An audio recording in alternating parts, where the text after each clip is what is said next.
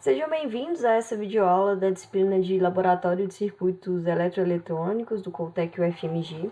Nessa aula, nós vamos resolver juntos uma série de exercícios sobre circuito série paralelo e série paralelo ou circuito misto.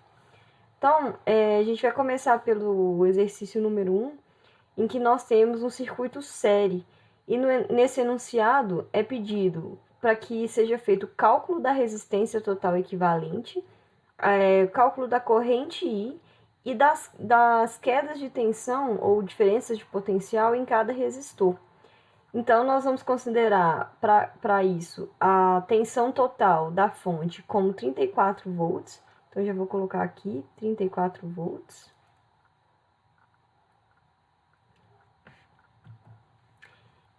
E depois a gente tem que comparar a soma das quedas de tensão, dessas diferenças de potencial no resistor, com a tensão total da fonte. Então, a primeira coisa que a gente precisa fazer para encontrar o circuito equivalente, né, é encontrar a resistência total equivalente, que a gente pode representar como RT ou R equivalente mesmo. Então, R total no circuito série é sempre a soma das resistências desse circuito. Então, aqui a gente vai somar R1 com R2 com R3.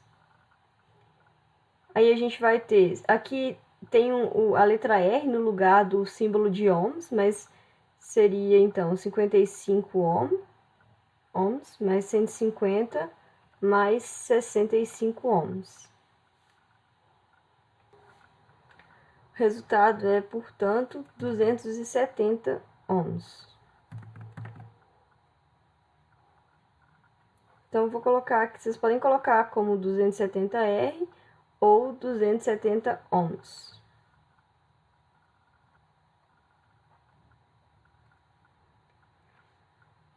E aí, a gente vai lembrar que a representação do circuito equivalente ou circuito total, ele consiste em uma fonte de tensão, que é a própria fonte original do circuito, que normalmente é um circuito com uma fonte só, e um resistor representativo que mostra, que representa o quê? O efeito dessa ligação em termos, o efeito para corrente total, né, do ponto de vista da fonte. Então, é como se a fonte, ela enxergasse um resistor só aqui, equivalente, e que tivesse o mesmo efeito do que essa ligação entre o R1, R2 e R3. Então, aqui a gente tem o mais menos V1, ou V total, e aqui a gente tem o R total. Esse circuito, então, é utilizado sempre para calcular o I total. Então, o nosso I total, ou a corrente I, vou deixar aqui como corrente I mesmo, tá? Ou podemos deixar assim, né? A corrente I. Corrente I é igual a corrente total. No circuito série, a gente sabe que a corrente total é a mesma, né? É a corrente que passa por R1 e também por R2 e R3. Então, essa corrente, ela sai aqui do positivo da fonte e atravessa os três resistores. Ela não tem para onde se dividir aqui, então, necessariamente, a corrente dos três resistores é a mesma, que é a corrente total do circuito. Para calcular essa corrente, a gente vai usar a lei de Ohm aplicada no circuito equivalente. Então, V aqui é I total vezes R total. Então, se a gente isola aqui o I, já considerando que o I é igual ao I total, o I vai ser a tensão V1, aqui a tensão é V1, tensão V1 sobre RT. Então, nós temos 34 volts sobre os 270 ohms. Se nós fizermos essa conta na calculadora, a gente vai obter um número decimal que é 0,1259. O que a gente faz quando a gente tem esses números muito pequenos ou grandes, né? é usar as notações das potências de 10. Então, para o caso aqui da corrente, a gente vai usar a notação de miliampere. Então, mili é igual a 10 a menos 3, que no caso é miliampere. Então, como que a gente converte essa informação que foi encontrada em ampere para uma notação de miliampere? A gente vai, então, primeiro escrever esse mesmo número em termos dessa potência. Então, isso aqui é a mesma coisa que dizer que nós temos 125,9 vezes 10 a menos 3. Então, como que eu faço isso? Se aqui eu quero escrever alguma coisa com a potência de menos 3, eu quero que a potência 10 a menos 3 apareça, para anular ela e manter o mesmo número, eu tenho que ter um 10 a 3 aqui, não é isso? Então, é como se eu multiplicasse, vou colocar aqui, para a gente entender melhor. Então, eu escrevi aqui embaixo para vocês entenderem melhor. É como eu quero que escrever em termos de miliampere e não de ampere, eu tenho que fazer com que essa potência apareça na minha notação. Então, aqui eu já vou substituir por miliampere. Se eu estou destacando 10 a menos 3, para anular, né, e ficar igual ao mesmo número que eu tinha antes, eu vou multiplicar aqui por 10 a 3. Então, o que eu quero dizer com isso? Então, se eu deixo esse produto, o que eu vou ter? 0,1259 vezes 10 a 3. Isso aqui vezes 10 a 3 é 1000. Então, eu vou ter 1000 multiplicado por esse número a mesma coisa que andar com a vírgula 3 casas nessa direção. Então, eu vou andar 1, 2, 3 vezes. Então, a mesma coisa que eu dizer que eu tenho 125,9, eu já resolvi esse produto, miliampere, ok? Então, essa notação é uma notação mais enxuta e permite que nós expressemos melhor esses números com muitas casas decimais, tudo bem? Então, a gente vai, sempre que a gente tiver um número assim, a gente vai representar ou em miliampere, ou em microampere, nanoampere, que são as potências aqui, né? A gente tem o micro, que é 10 a menos 6, temos o nano, que é 10 a menos 9, e aí, dependendo da grandeza desse número, a gente vai usar uma dessas potências.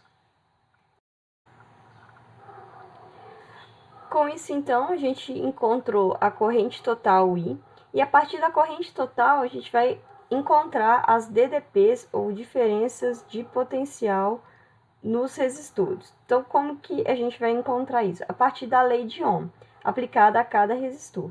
Então, o que a lei de Ohm diz? Que o V nos terminais de um resistor é igual à sua resistência vezes a corrente que passa através desse resistor. Então, aqui a gente sabe que a corrente atravessa esses resistores, a gente tem a referência aqui de 0 de potencial, e temos aqui o positivo da fonte, o potencial de 34 volts, né? Então, essa diferença de potencial da fonte é 34 volts, como está expresso aqui. E aí, a cada vez que a corrente passa por um resistor, ela provoca uma queda de tensão.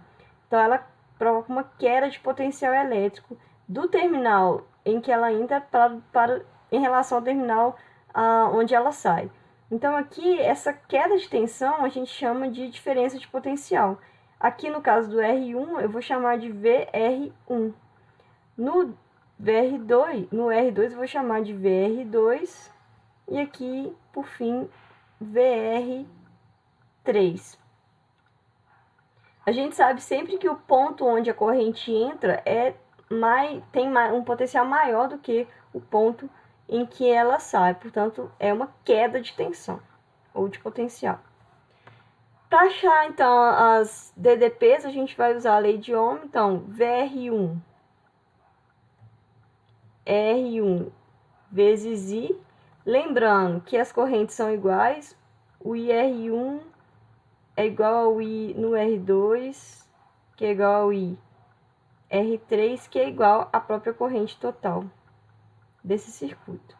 Então, para achar a queda de tensão em R1, eu vou simplesmente multiplicar 55 ohms vezes 125,9 miliampere. Só que aí eu tenho que entrar sempre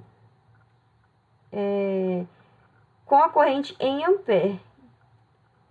Então, eu não posso simplesmente jogar esse valor 125,9. É 125,9 vezes 10 a 3 ampere, ou 125,9 miliampere.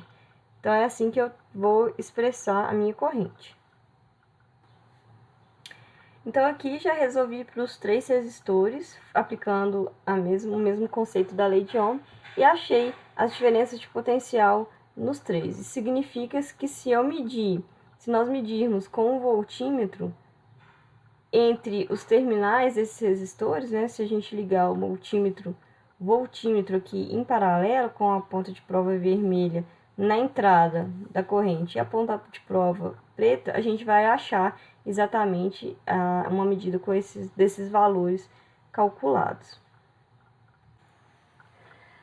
A última coisa que é pedida no enunciado é para que nós comparemos a tensão V1 da fonte com a soma das tensões dos resistores. Então, eu somei aqui VR1 com VR2 com VR3, e aí o resultado foi aproximadamente a tensão V1 da fonte. Aqui a diferença pequena, né, de 0,04 volts, se deu por causa dos arredondamentos que a gente tem que fazer aqui para representar os números. Mas vocês podem ver que, se não fossem esses arredondamentos, né, a gente teria exatamente igual a valor da fonte de 34 volts. Então, isso nos mostra uma lei que vai ser vista mais para frente, que é a lei de Kirchhoff das tensões. Essa lei diz que a soma das tensões em uma malha ou num circuito fechado, como é o nosso caso aqui, é sempre igual a zero. Então, a soma das tensões, como que a gente faz? A tensão das fontes, elas entram como positivas. Então, aqui a gente teria um V1. E as quedas de tensão, elas entrariam negativas. Então, é menos VR1, menos VR2, menos VR3. Isso aqui é sempre igual a zero. Essa é a lei de Kirchhoff para as tensões. A gente vai estudar melhor mais para frente.